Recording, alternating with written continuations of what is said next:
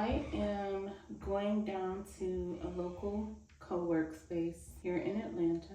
I'll be a guest on my first podcast today, so I'm excited about that. I'm feeling pretty good today. I was just kind of going over my own personal journey, where I was and where I am today, and even looking at where I was last year even. And I see growth. Sometimes when we have made progress, we think we've arrived, but we really have only arrived to the starting point of our next destination. I feel like life is about constantly moving into what is next. And what is next does not have to be something bad. It's just about moving into what's next. I am glad that I can see my growth. Things I used to write about in my journal. Like, for example, you know how you like see a meme or something that resonates, you're like, ooh, I'm gonna save that. And we actually save it and never come back to it, right? So it really just takes up storage in our phones.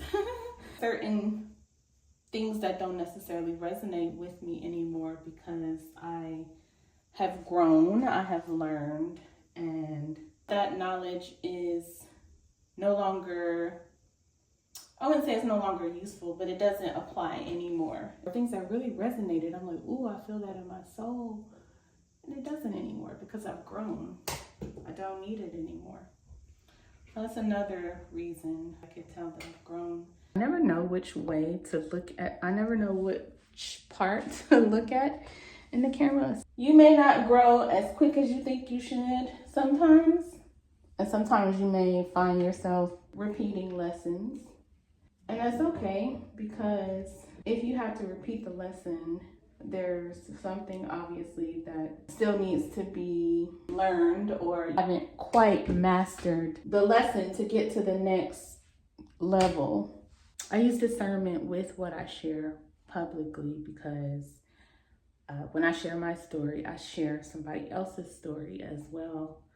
And my intent is never to bash anyone. But when I share something, I think about, I'm looking at the wrong direction. When I share something, I'm also sharing somebody else's story. But there is power in sharing your story, because when you share your story, you're able to talk about it and it does not have that emotional charge over you anymore.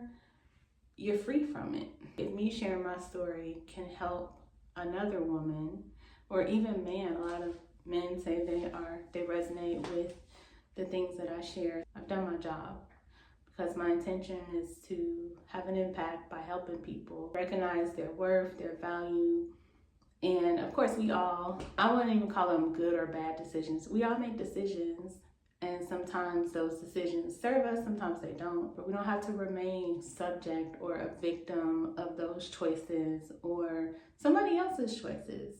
There's a balance between me sharing parts of my journey. Of course, there's there's, what they say, 3 sides to every story. There's like one side, this side, and then there's the truth in the middle. And the funny part is, like, one side of the story that's this person's truth.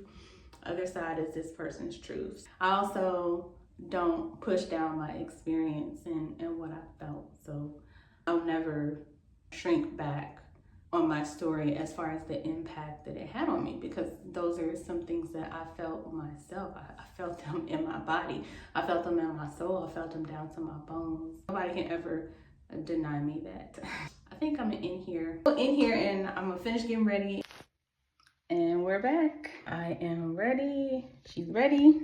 And my makeup done, got my hair done. I'm ready to head out, and I'm going to a local co-working space here in Atlanta.